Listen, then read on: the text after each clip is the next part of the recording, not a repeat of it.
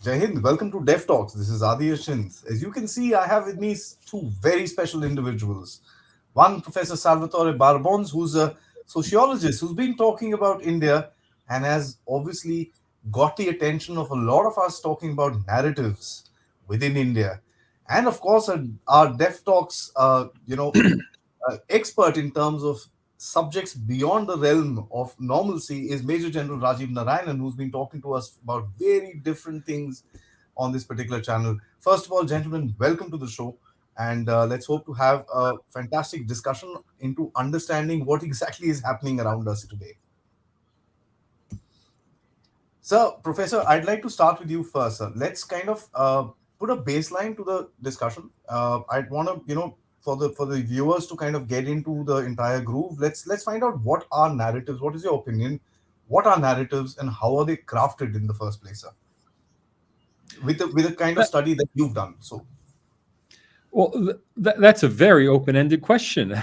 What are narratives? Narratives are stories told by anybody. I think what I'm interested in are truth narratives. So, what do we say actually represents the truth of a situation? And truth narratives aren't always based on fact. And I'd say they almost can't be based on fact. Often we don't know what the facts are. So, in my own area, which I study democracy, and I've been writing about the democracy rankings. The truth is, we can't know what the quality of a democracy is. That's always an unobserved variable. It exists. We believe there are better democracies and worse democracies, but I can't take a thermometer like a scientist and go measure the quality of a democracy. I have to instead build a narrative around it. That is, I have to take my own version of that truth, of my own version of what is the quality of the democracy, and build a narrative that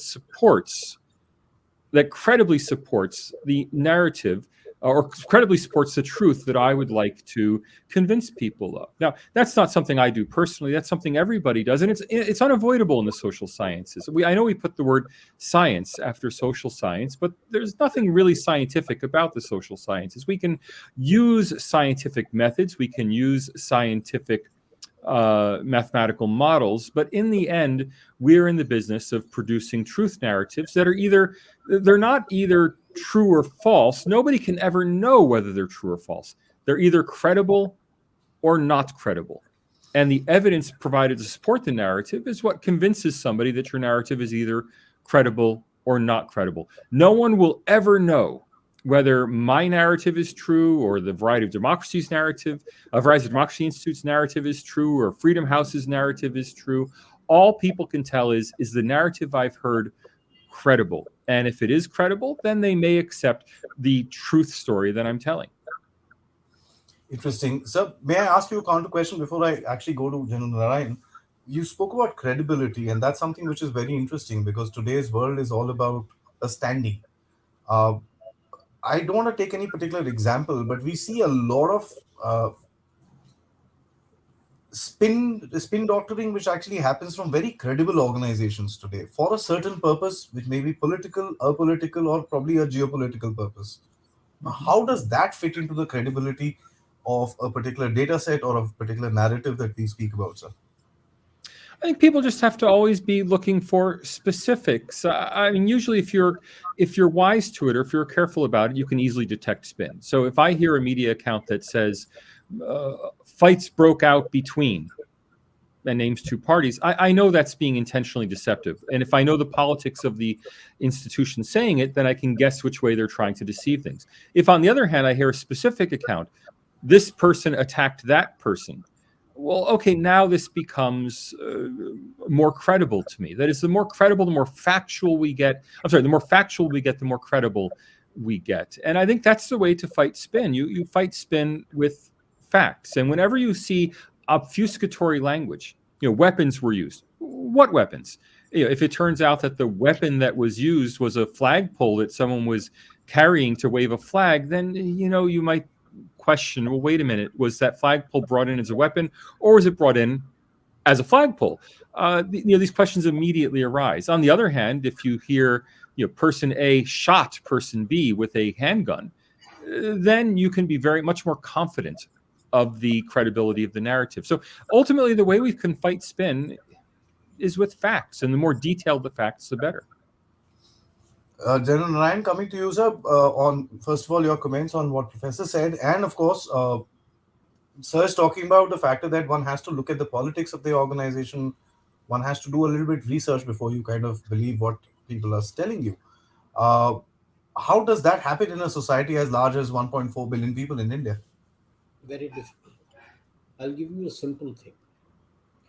If you want to be negative about your veterans at whatever level, so over a period of say a month or 2 months, you bring out a narrative of rising violent crimes, armed gangs, appear to be trained gangs, and then you build up a questionnaire to the public about the a person who's coming out very early from the military or the police, well trained in firearms.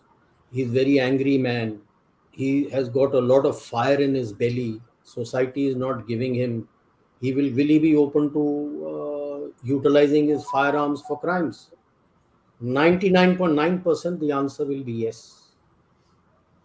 Now you tweak your complete questionnaire to the other thing and build a narrative of the kind of sacrifices the soldiers do for the nation, guarding the defense, going to other areas and fighting for their country, fighting for the flag.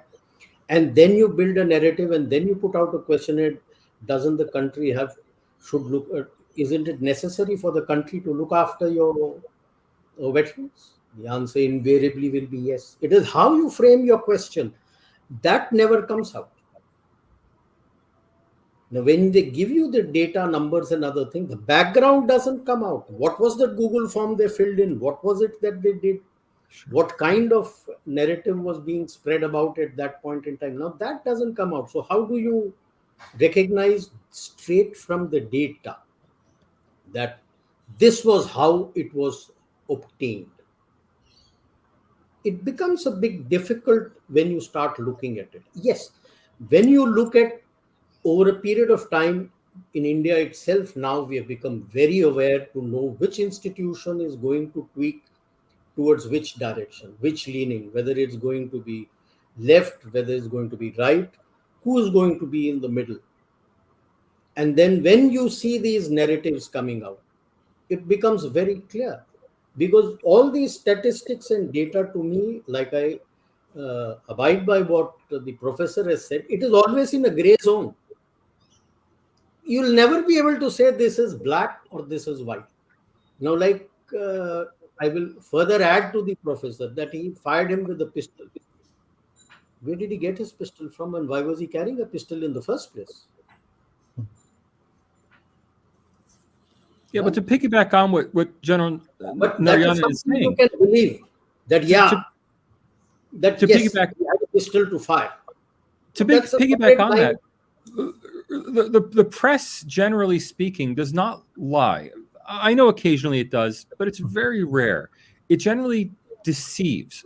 So it's generally not a problem that the press may be biased, as long as you're a careful consumer of media, as long as you're a careful reader. You know, as long as you don't read between the lines in the way they're inviting you to read between the lines. But if you stick to only what was factually reported. So whenever you hear it is expected that, ignore that. You know, someone expects that there will be violence in the future. Who knows what the future holds? Somebody worries that such and such. No. Well, what somebody's worrying, that's not information. You know, what we want is actual information, and you can usually find it if you look hard enough in media reports. The problem, obviously, is that most people don't have the time or the inclination to look so carefully at what they're reading in the media. Because unfortunately, a lot of reportage in the media comes in the ticker tape only. And a lot of what is projected are their analysis of things which is coming out in the open. What comes as fact is that initial ticker tape which comes out, breaking news, something has happened, this has happened, that is the only fact that is left. Thereafter, everything is open to, based on the policy of the media, what angle the discussion will need to go to. Editorial And lines. And I think like I said, all these things, whatever is done, is part of an overall grand strategy. The grand strategy remains having your geopolitical, geostrategic, and geoeconomic influence. And narrative wars and all these tweaking and whatever happens to suit a particular narrative. Even incidents that would take place, which in the ticker tape, like I said, you will get the facts. The subsequent analysis, it is like, I'll give you how I was briefed when I went to Bangladesh. And and I read a lot of John Le Carre, I have read. When you want to get information, you will never ask a direct question. You will break it up into 7 or 8 parts, which is sequential. You know the sequence in which answer comes, you will be able to build up what actually is going on. Now, when you have got to ask, you will never ask in a sequence. If it is 8, I might jumble it up 1, 3, 8, 6, 2, 4, 7, 5. Now, wherever I ask the question, that person may not be able to grasp what I am after. But when I get this in a sequence, I'm able to build up the narrative, what is going on. That is how the narrative war also works in the media. Interesting. So I think we've covered a baseline with regards to what narratives are. Now, Professor, you've actually spoken about intellectuals and groups of people who are approached to create or to actually get the data set that people are looking for, to get a narrative out or to get a particular study out, for that matter. The interesting ones that we saw some time ago were the hunger indexed, and a whole lot of things that came out. We in India laugh at them, but at the end of it, these things, we also realize that these things actually matter in terms of our international standing. And for a country that is wanting to grow when the rest of the world is kind of uh, stuck on a little bit of an economic problem, where we are kind of coming out to be the brightest star, and this is not my words, it's the words of the IMF and the World Bank. uh, these kind of things actually affect the growth of a country. So what I'm going to ask you about is the ecosystem, as General Sir also mentioned in the beginning. What, in your opinion, is the definition of the ecosystem which is approached for a data set analysis? And that's something which I would like to ask you, sir. I think you're asking me too many philosophical questions. I'm not a philosopher. I'm a practical, data-oriented social scientist. The data ecosystem in which we operate is simply what we have. We could call it the international data infrastructure, is what I call it in my own writing. But that international data infrastructure contains a series of indicators that are collected from multiple countries. Other indicators are simply unmeasured. We don't have information for them, so we can't really talk about them. That's a hard constraint that we have in international social science. My problem isn't so much with this broader ecosystem. There are problems with that, and it does bias us that we only have data for certain items that people care about or that certain institutions care about, and we don't have data for other items. But I think even within this broader framework, the challenge is just getting the information right. Often it's the most basic things that matter, not the overarching philosophy, but just getting the basics right. So you mentioned the Global Hunger Index. This is a great example. The government of India was very upset at the Global Hunger Index and the report, and it issued a rebuttal. And these rebuttals are wars, narrative wars. Maybe the general can tell us more about this. I'm not a narrative warrior or someone who studies that. I'm a practical social scientist. In that narrative war, they're trying to spin an alternative view of seeing the Global Hunger Index. They're complaining about its number of survey participants, or they're trying to look for things. They missed the factual point, and it took me about 2 hours to find it. And the government of India still doesn't seem to realize, I reported it to Press Trust of India, that the 2014 Global Hunger Index misreported India too positive. There was an error in the 2014 Global Hunger Index. It was very easy to find once you start checking the tools. That error in 2014 resulted from the prior government having given an estimated figure for wasting among children that was far too optimistic. Now, if the government of India had done its homework, it could have discovered this error. It could have said, oh, it's, talk to Manmohan Singh, it's his error. His government misreported the statistic to the international authorities. And in fact, hunger has reduced in India, even under your metrics. And they could have said, we disagree with your metrics, we dispute the whole process. I mean, all that pro forma. But had they just put a little more work into the actual factual analysis, they could have found this error and said, no, your index is wrong. Here's the specific error. Or even a day later, they could have said, oh, Professor Babones found this error. And they could have changed the whole narrative on it just by correcting the facts. Now, yes, there is that meta level at which we can argue, is this entire narrative about hunger the right narrative? Is India mischaracterized because people are vegetarian in India, and by not eating meat they're penalized? Or yes, we can have that master narrative, but just getting the facts wrong at the ground level, getting facts right at the ground level, would have 90% fixed this problem. And the same thing with the democracy indices that I study. Just getting the facts right. I mean, forget these broader issues. Are we studying democracy right? Are we looking at the right things? Just getting the facts right would dramatically improve India's performance on the democracy indices. So I'm not so worried about these grand narrative issues. Other people, I'm not saying they're not legitimate to study. I'm saying I leave it to others to study this. Those are too difficult. The data don't exist. I want to get the facts right on the narratives we have. Absolutely, but a little bit of a counter to what I'm trying to say, what you're trying to say is that a little bit of a better analysis of, or a better representation of facts by the government of India would have helped these particular things.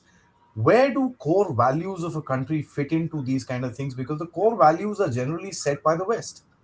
Sure, There are certain things which are unacceptable in India, which may be acceptable to a Western country. It's a structural problem. All three major democracy indices do not penalize a country for having a hereditary head of state. Now, whatever you want to say about the monarchy in Sweden, having a hereditary head of state is fundamentally undemocratic. Right? There's no way. Okay, so fundamentally undemocratic. Okay, it's not the ultimate thing that matters in a country. These are ceremonial positions, but certainly it's more democratic to have an elected or a second, appointed by the government of the day head of state than to have a hereditary head of state. None of the indices consider this an issue. Well, this is that meta level of meta narrative you're talking about. I'm aware of that level. It's just not what I study, because I'm a practical data and analyst. I'm aware of the concerns. I think it's legitimate to discuss it. It's just not what I study. I'm interested in the nuts and bolts data analytical issues. In your next answers, I'd like to kind of you to tell us, after General Sir's intervention, with regards to how these data points could actually be turned. Because that's something that I see as a solution to it. General Sir, your comments on this? And I subscribe to what the professor says. You cannot be knee-jerk in your reaction. I'm sorry.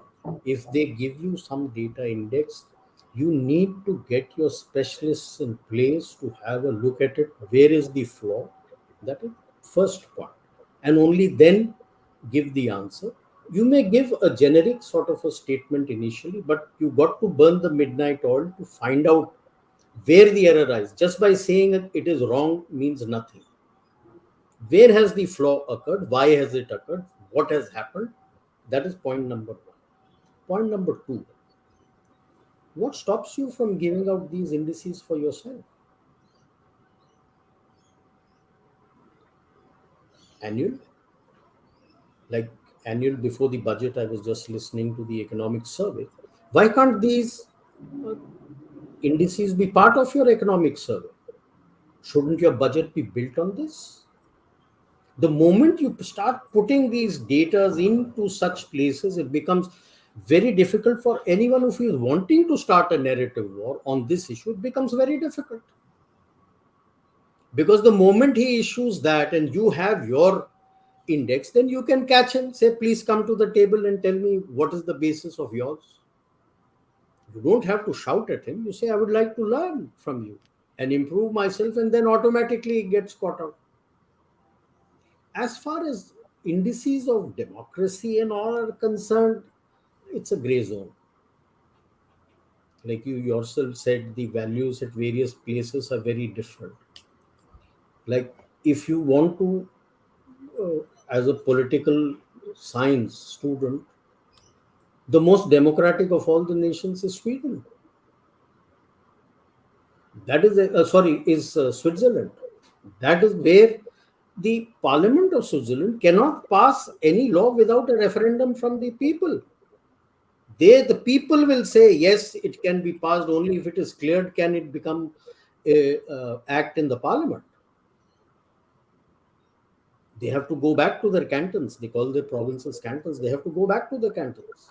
That's why, despite being in Europe, in the heart of Europe, for so many decades, they were not part of UN, not part of any establishment that the people didn't want to.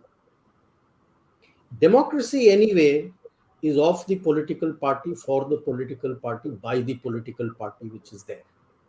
And it is the culture and ethos, like he rightfully pointed out, when you have these ceremonial heads who are the royal hereditary houses. That's part of their culture. Who am I to comment on their culture?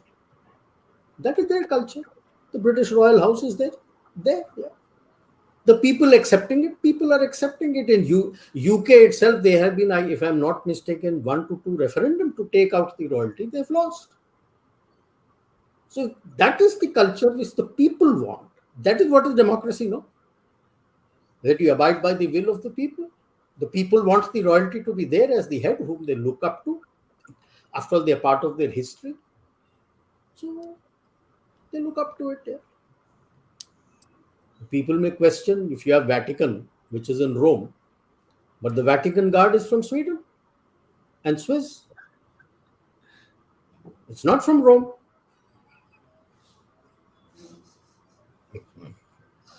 Okay.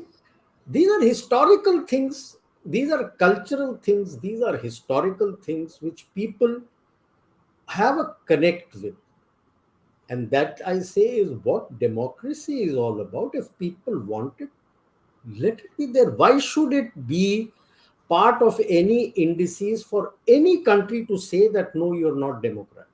Like the professor rightfully said, that if you're going by with it for it in a particular country, then any other country having hereditary should also be rated accordingly. I'll stop.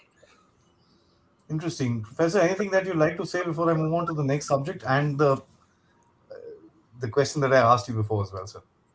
Oh, well, you have to repeat the question you asked me before because I was listening to the general. I've lost track. So what I wanted to know was, as far as data is concerned today, Yeah. and I'm going to just enlarge the question a little bit. As far as data is concerned today, the question with regards to the validity of data and the credibility and something that you brought out, you also said, and General Sir said, that why not create your own data sets so that when there is something that comes out, put it out there. And it's your word against his after that, and you're from the thing. So rather than just saying, no, no, no, what you're doing is wrong, you're actually giving facts and saying, here is my data, here is yours, let's match the data points and figure out what's happening here. Is there a way wherein this sort of an activity is more inclusive for parts of the world? For example, Africa. I mean, here is a continent that people rarely speak about. People rarely have a narrative about, right? It's a battle of influence, if I may, of the larger geopolitical powers in that place. What kind of data sets are put out there is something that we have no clue. So, how would you kind of advise, or how would you kind of look at this game changing a little bit so that this exercise can be a little more inclusive? So first, India has a relatively strong data infrastructure for a country of $2,200 GDP per capita, and that's probably because it's a large country and it's a country that had stable institutions for a long time. That said, India's data infrastructure is not as good as, and as you expect, it's not as good as America's or the European Union's. I'd like to, ideally, I'd like to see more data provided more transparently by the government of India. It's not very expensive to provide data, and providing data ensures at least that it's easy for people to counter claims that are made by activists, claims that are made by opposing countries, because it's very easy just to go to the website, get the data, and say, no, no, this claim being made by a Qatari media organization, this claim being made by a Pakistani funded organization in the US, these claims are false, here's the actual information. Right, so I would encourage India to simply spend the money, to improve its data infrastructure, and especially to improve access to its data. Because right now, most Government of India data websites are atrocious. It's very difficult Point to use the websites. But when you talk about creating, a lot of people are saying, oh, India should create its own democracy indices, India should create its own welfare indices. Really, that's a non-starter, because the point of these indices is not to prove to yourself that you're a democracy. Indians already believe they're a democracy. The point is to prove to others, and others are not going to accept the legitimacy of a index or a data collection effort put forward by India simply to show that India is better than other people are saying it is. That is, there would be a simple credibility gap there. The reason people trust Sweden's Variety of Democracy Institute, as bad as their database is, and I could give you lots of examples of problems with it, people trust it because it's a university-based effort funded by the European Research Council. So nobody thinks that it's biased. It is subtly biased in strange ways, but it has credibility. An India-produced effort, produced with the purpose of showing how good India is, would just be discounted. Nobody would take it seriously, even if it was very serious. I agree with you on a large aspect of what you're saying, sir. But even if India actually did what needs to be done, I have my doubts whether the Western thought process would accept stuff coming out from India. Leaving that aside, so let's kind of, I want to actually discuss this particular thing in a little bit of a larger context, that this data sets, which leads to studies, which leads to, as I said, an impact on the country's positioning and an impact on the country's financials and stuff like that, are part of a larger geopolitical game that is been played since history, and it'll be played all over the world for times to come. The problem with that India today, and a lot of people that are angry with this particular thing, is that these are biased to a point of favoring a particular, a particular set. It's not to put out the reality. And that's the question that a lot of Indians ask, that why have we been put across like in this particular manner when this is not the reality? So well, I'll go back right there, and that's what kind of creates the questions, and that's what I'd like to ask you, sir.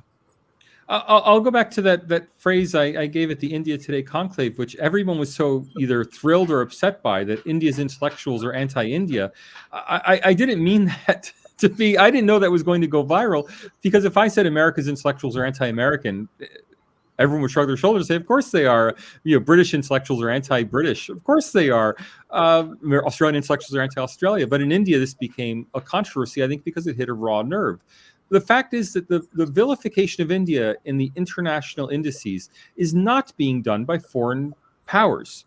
The vilification of India in international indices is largely being done by Indians for internal domestic political purposes. So the subjective indices that I study, that are produced by the likes of Freedom House and Varieties of Democracy Institute, those all depend on opinion surveys that survey mostly Indian academics and intellectuals for their own appraisals of aspects of Indian democracy. They ask questions like, is the Electoral Commission of India independent? And on questions like that, the Electoral Commission has been thoroughly downgraded by Indian political scientists. Now, again, when I in my opening statement, I talked about truth claims, and we just don't know. Nobody knows whether the Electoral Commission of India is independent. You may believe it is. Other people may believe it isn't. Nobody knows except the people who sit on the commission, who know whether or not they've been influenced by others. I mean, no one really knows, including the political scientists who answer the survey for Varieties of Democracy Institute. They don't know whether the Electoral Commission of India is independent, but they have an opinion about it, and their opinion about it gets reflected in the VDEM rankings. So it's not other countries attacking India. I think there are biases built into the VDEM rankings, built into the other rankings, that do operate against India unintentionally. I don't think those biases were put in there for the intention of downgrading India. But the change in India's ranking between 2014 and today has been driven entirely by the subjective opinions of Indian intellectuals who are weighing in on India's domestic politics using these international platforms as a tool for doing so. Yeah, Pakistan is anti-India, but Pakistan's been anti-India for 75 years. That's nothing new. China's anti-India. China's been anti-India for 65 years. Or 60 years. That's nothing new. It's not the international. It's not an international information war that India is losing. India is very successful in that international information war. Just look at the Himalayan confrontations, the Doklam confrontation, the Yangtze confrontation. India's largely won those information warfare debates. I mean, most of the world has accepted India's narrative and downgraded China's narrative on those issues. Most of the world accepts India's narrative on Pakistan's support for terrorism and does not trust Pakistan's narrative. In the international information war, India is winning. It's the domestic information war, if you will, that India has problems with. Interesting. I'd like to take this to General Narayanan and ask you just a top heads. If you, I'd like to little your comment. Professor mentioned the Indian domestic narrative. Isn't that subversion? You see, like I had been telling you earlier also, and you had that wonderful chat with Bipindra also. Okay, the subversion of Indian society has been on ever since the British came here, from about 1830s, and especially after it went under the crown. And it is fourfold. Firstly, is to demoralize you by destroying your culture and trying to generate hatred within your society against that culture. That is one ecosystem that they had, and which they have cultivated even after independence. One of the reports called it the Sahibs. I call it the Brown Raja Sahib. He is the Brown Raja Sahib. He cannot accept that a common man can come to power, which is what happened in 2014. Right? The hatred towards the current president, which is open in this ecosystem, is primarily because she comes as a common woman who's become the president of India. The ecosystem cannot accept that this new India is like the old US land of opportunities, where anyone you can work and you have the capacity, you can come up to become something. All these narratives of democracy suddenly came up after 2014. Nobody talks of the NAC for 10 years that UPA was in power, which was totally unconstitutional. Your constitution doesn't talk of NAC, that whatever is being passed as a bill by the parliament, before it goes to the president, goes to the NAC. Who are the NACs? We all know the ecosystem and echo chamber they come from. Next is to disrupt your education completely. How do you do it? If you follow my thinking, my philosophy, you will get your scholarships, you will go to various places, you will become professors, you will become part of all these echo chambers, Freedom House and other things. And over a period of time, your papers, your books will get published in various by international media. You will be given various prizes. So you have given them a standing. Legitimacy. When they speak this narrative, people will say, oh, he's a Pulitzer Prize winner, he's a so-and-so winner. Exactly. And that is now being used to create look at the strife in your political sphere. I have never seen in my 65 years of life, or maybe I won't say 65, I will say 40, 45 years of life. You don't have maturity when you are young. I've never seen this kind of hatred for a person. Outright hatred for a person, calling him names, who's the prime minister of your country, not within your own country, but when you go out and stand and when you talk. and that echo chamber accepting such an hatred and not taking off that person. Except there are a few incidents which you will see in YouTube when one of such person was ticked off in public in a seminar. Okay. And now that that ecosystem is coming under threat, you find the rise of these brown Raja Saabs who are now, since they have lost the echo chamber within India, now they go out to all these places, and it is this intelligentsia that the professor is targeting. They are the ones who are anti-India, because like Pakistan, which we discussed earlier, this echo chamber has nothing to do with the common man. It is I, me, myself.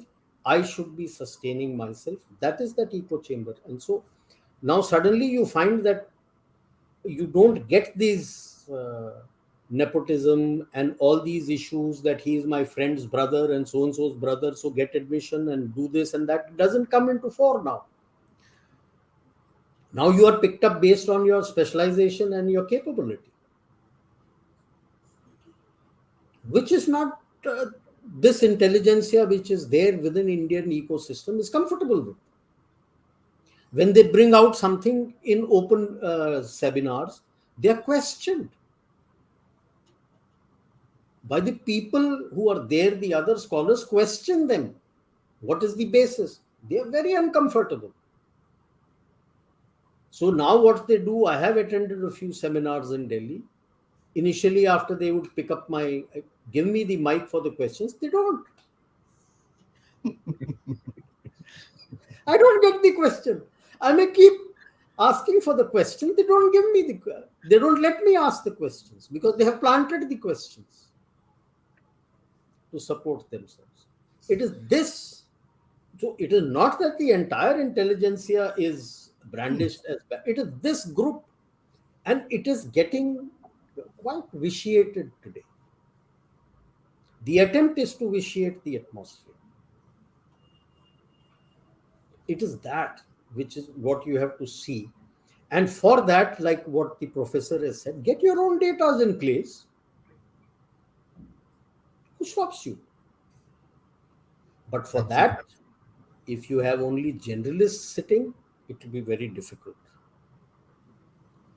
Because generalists are not comfortable with data crunching. They are generalists, so they'll speak generally. And that's what you're getting out in the public domain. You've got to crunch your data if you're going to talk anything. If you've not done your research and you're not talking on facts, it doesn't sell. I'm sorry. It doesn't sell. Indeed.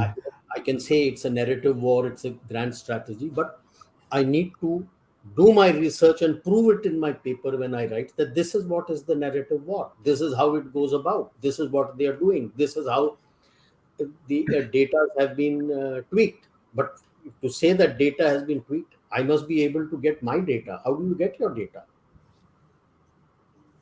Like I was doing my work on China, I'm a China hand. To find out when people say that imports have increased, you try going to any of these places and try getting your data. You go to Ministry of Commerce, you'll get a different set of data. You go to the customs, you'll get a different set of data. You go to FICCI or the CII, you'll get a third set of data. Which data are you going to utilize?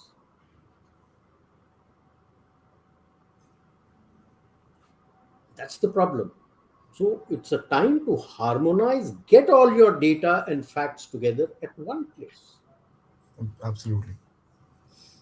I think that's then you crunch those datas and say, like it took quite a while, and especially I must compliment the Chennai Center for China Studies.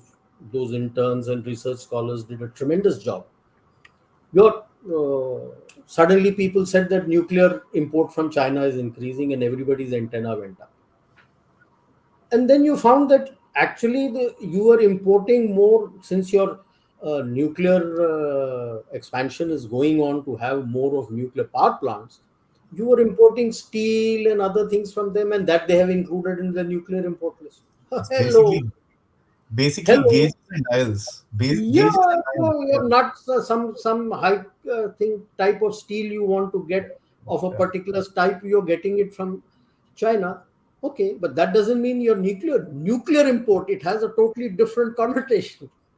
So that is what the professor is also saying, that get your data correct. You got to do this happened because we had the help of the research scholars, and they were able to identify. They had some retired people, bureaucrats who guided them, and then that is how they arrived at, and they found that this is what you are. And when you take it out, you find there is nothing nuclear that you are importing from them, and they are No. not being reflected. Okay, and they're not being reflected in actual import of steel and other things, which is where they should have been reflected. Professor, I'd like to bring you on what Janil sir said. So he spoke about a certain factor wherein the intellectuals, as per se, as you were mentioning, he's talking about the factor that these intellectuals have been curated uh, and placed in certain places and been given the social standing and the legitimacy to be able to comment on all these things. How would you like to analyze that in your comments, please, sir? India in this way is very similar to most developing countries in that there is a what we call a comprador intellectual class. Comprador is originally a Portuguese term that referred to buyers, people who intermediated between the Portuguese mariners and the local population, helping them assemble and buy the goods they wanted to bring back to Portugal. But comprador has come to be applied more broadly now to people who articulate between local society and global society. So there's an English language intelligentsia in India, which is derived from the comprador elite. They're people who, in a previous generation, did all of the, they were barristers, London barristers, who did their legal education in London, then came back to India to run the empire. In a later generation, there are people who send their children to Harvard, send their children to Oxford and Cambridge. This class has monopolized, or largely monopolized, a set of positions in Indian society for decades. And especially in the era of the planned economy, they were able to suppress the rising local elite, the technocratic local elite, were suppressed because the planners were drawn from this Oxbridge, Harvard-trained class. Now, post 1992 and especially post 2000, we've seen a big change in India, the rise of New India and the rise of the IITs, for example, so that today, I think most Indians probably would have much more respect for an IIT graduate than for a JNU graduate, especially if the IIT graduate's in electrical engineering and the JNU graduate's in political science. It's the IIT graduate who they consider the smarter, more capable person. In fact, I would say I would generalize that to if a bank is looking to hire somebody, it's in a private sector bank that wants to make money. Do they get the IIT graduate in electrical engineering, or do they want the Cambridge graduate in sociology? And here I'm speaking as a sociologist.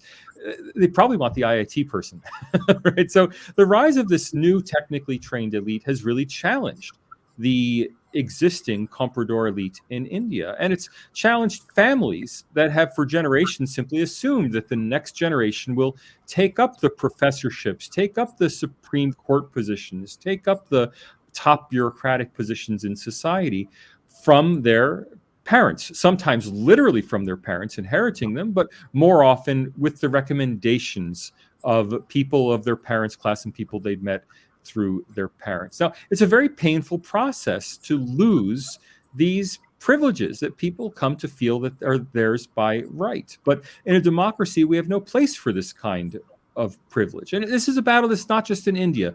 This battle has happened all across the developing world. And we're even seeing it now in the United States, where something that will be very familiar to Indians. In the US, many US states, including California, are getting rid of the use of standardized testing for university admissions. Why? Because the children of the elite aren't doing well enough on the tests. And so they want to ensure that other criteria are used.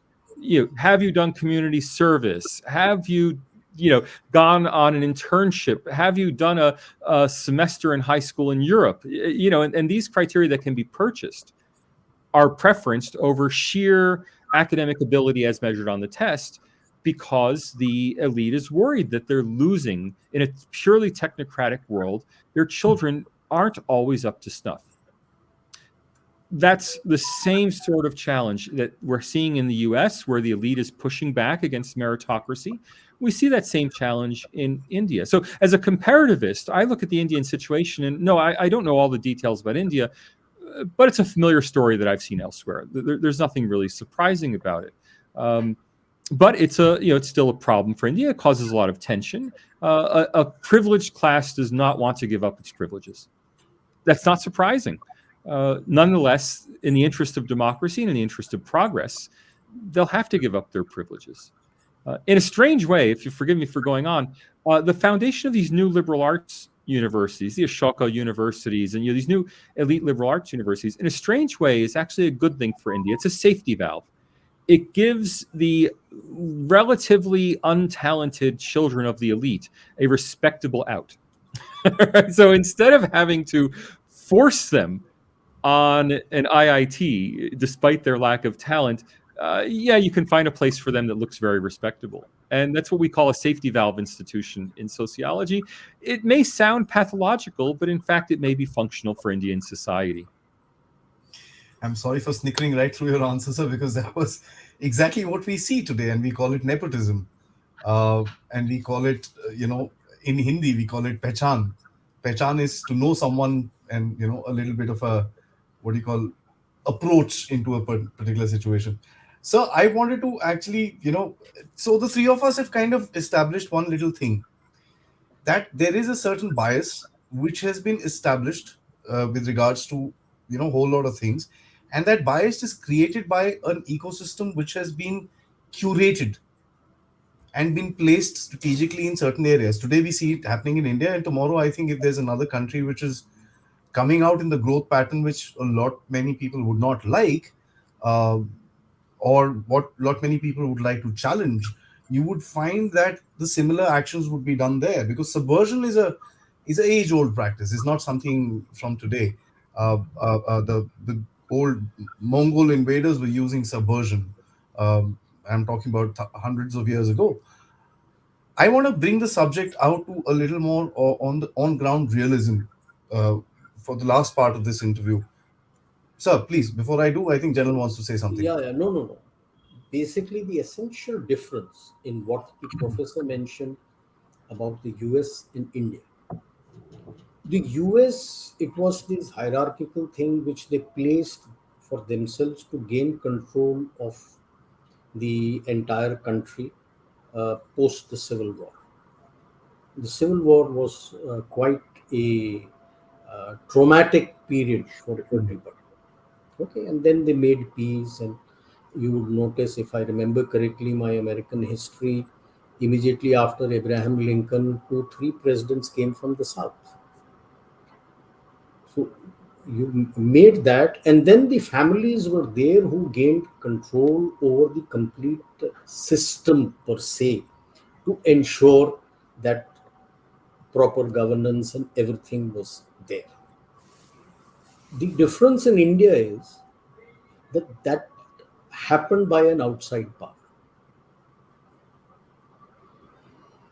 This hierarchical sort of a setup was put in place by an outside power to continue to have its influence. So for India, it's a double whammy. And I'm sure a lot of these old colonial countries who are coming up and developing will also go through the same thing. The double whammy is in the sense that this, which I termed as the brown Raja Sabs, are now feeling threatened by the rise of the middle class, you can say, or the common man, you can say, who is more energetic and who has much more competence than them.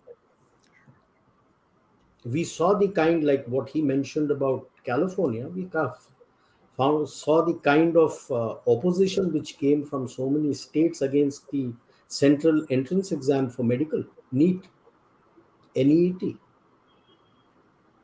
because the Raja Sabs couldn't place their people inside, no? It's a common entrance exam. If you have got the capability, you clear. If you don't have the capability, you don't clear. Okay.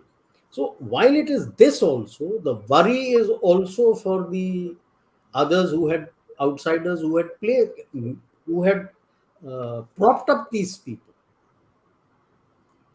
That the new ones which come up will not be as amenable to them as these people are. So all the, yes, each developing nation, look at what is happening in Pakistan today. So the ruling elite and the people who are doing the governance, at some point in time, the common man is going to rise up. And then now, if he comes up and his education improves, and 2, 3, 4 decades down the line, he starts improving the things for themselves, they will also face the same thing. Everywhere you will find this will happen. While we may call every country a democracy, it's not literally a democracy. Indeed. In the real sense of what Abraham Lincoln had mentioned, of the people, by the people, for the people. No. It's nice to sell that, but it is of the hierarchical people who are there in various political parties. It's not just one political party where this subsumes there. In all political parties, it's of them, for them, by them. By them. Yeah, yeah. It is for them to survive. Yeah, fair enough. Otherwise, how does the politician survive? If Perpetuate. the intelligentsia and all don't do the work for him, how does he survive? It's a story of Game of perpetuation. chess, like in one of our talks, I'd said, we have this famous series, Game of Thrones. This is an ongoing series going on since the Roman Republic, Game of Chess. Which brings me to the last section. So as I was saying, I want to get into a little bit of a realism into this entire discussion, which is on ground. Now, of course, we've established the flaws within the Indian data system, accepted, and I think there is a lot that needs to be done in that particular factor. And me and General Ryan actually have weekly discussions where we realize that okay, we are doing this wrong, this wrong, this wrong, and that's fine. That every country has its drawbacks. The question that I want to ask both you gentlemen now is that aren't these agencies of projections using a certain amount of data coming from a certain country used for geopolitical advantage or geopolitical pushback for a certain thing? Now, I'd like to just substantiate what I'm trying to say is it's not just India. Of course, you also see with the whole Russia-Ukraine war going across, we've been seeing the kind of information warfare and the kind of narrative that has been built up. A lot of it has actually got rebutted by the same people that actually built up the narrative. So it actually was basically done for a certain purpose. Reports and studies about democracy in Russia and this and that, and everything came out at the beginning 4 or 5 months to influence the world not to stand with Russia. Now, here's my question.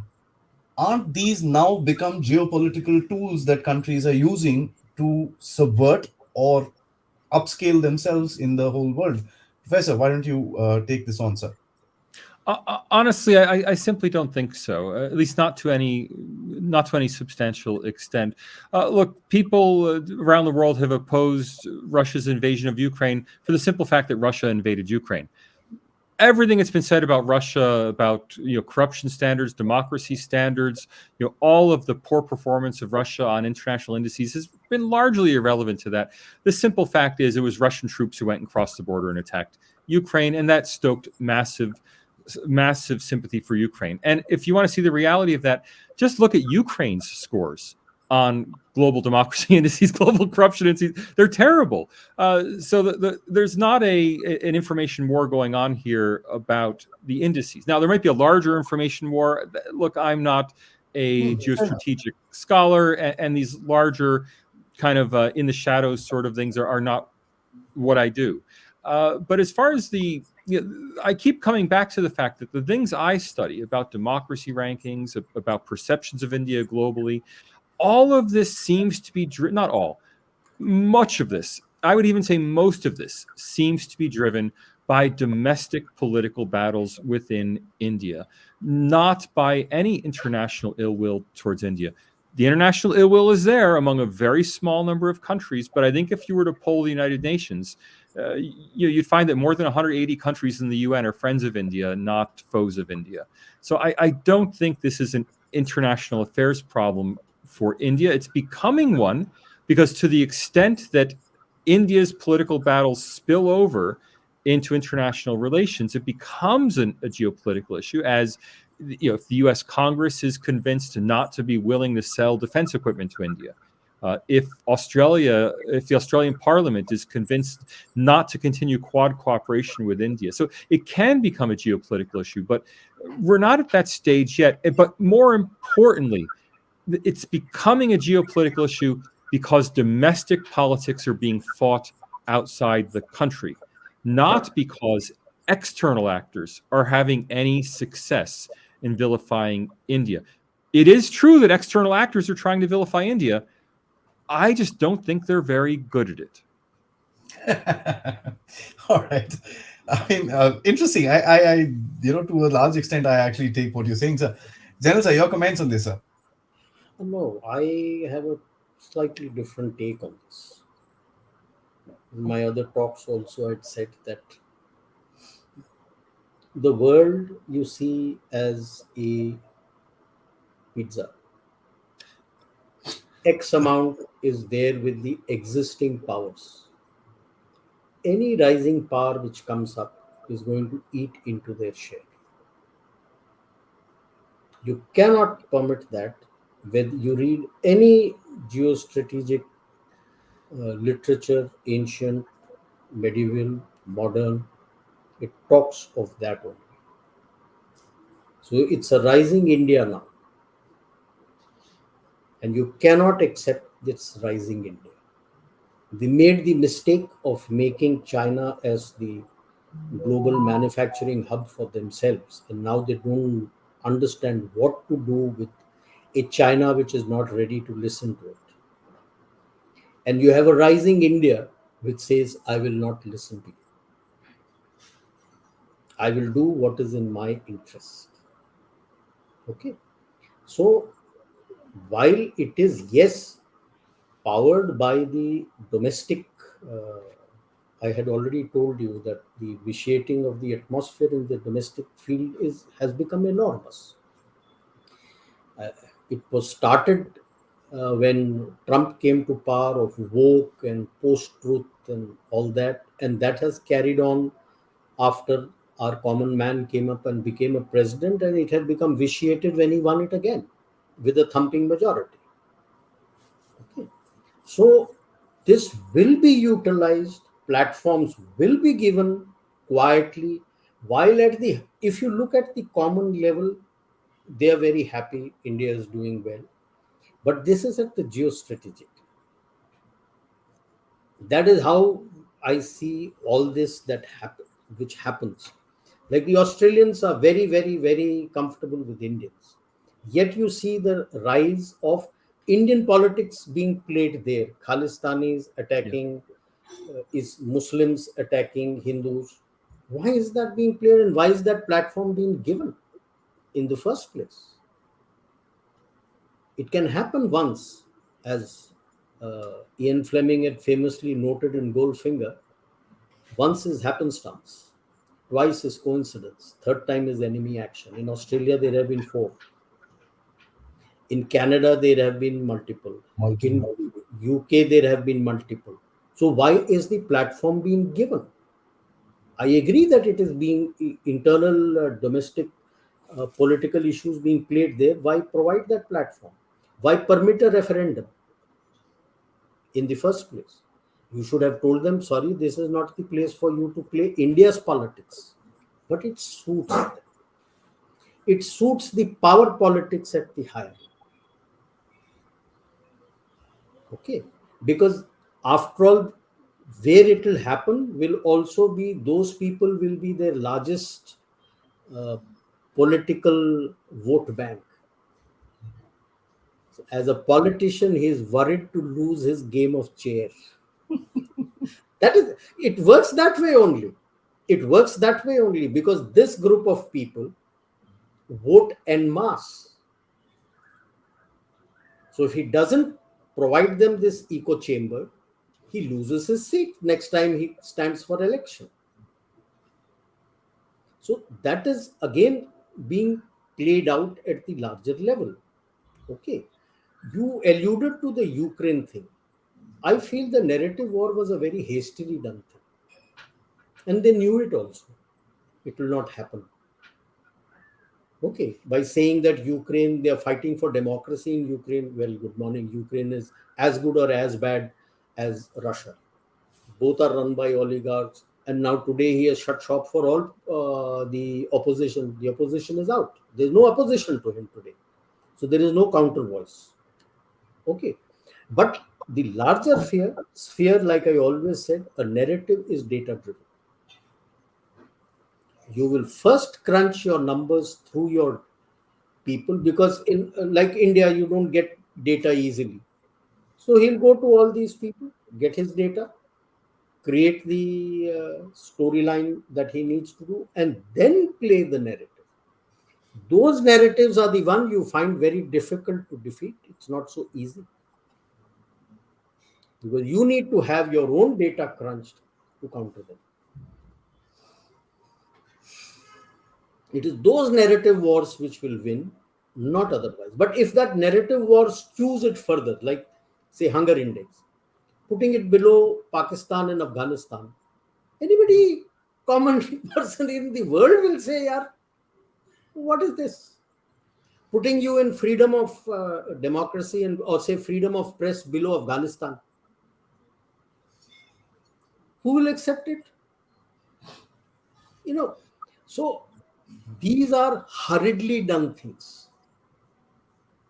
These are hurriedly done things. When you do it sensibly, that is how I said narratives as part of the overall warfare.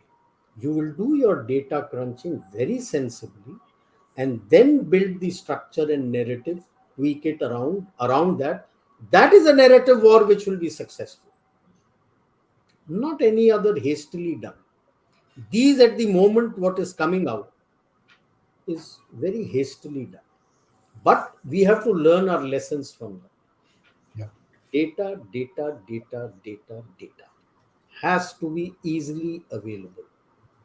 That is fact. It can't be a ticker tape in some ministry's website. No. Easily accessible data. Yeah? Where is the harm? That will win you the narrative war. Yeah. That will win you the narrative war, nothing else. I must say, sir, thank you so much, both of you gentlemen, who've actually brought out a very large sense of realism in the game that is happening around and what we see ourselves in today. Because at the end of it, a lot of Indians who are getting access to information today are wondering why stuff like this actually happens. A lot of us would say, yaar, ye to, this is what they do. They're against India. They don't like India. There's this, there's that. But the factor of Indian politics being played out in larger countries also tells you that the sphere influence of India, which is positive and negative, is actually impacting other places. Of course, General Narayanan brought out the certain vote bank politics that those particular nations have themselves. So it's a thoroughly complicated solution or a thoroughly complicated scenario. Professor, I'd like to take something that you said, and it kind of resonates with me with regards to data, as Sir also closed this particular answer, that India needs to work on that, and there is no two questions. I think that is a very, very acceptable outcome of this particular conversation. And of course, I'd also like to take one big thing from you is that a lot of the times the intent of these particular organizations coming up with these studies may not be to subvert.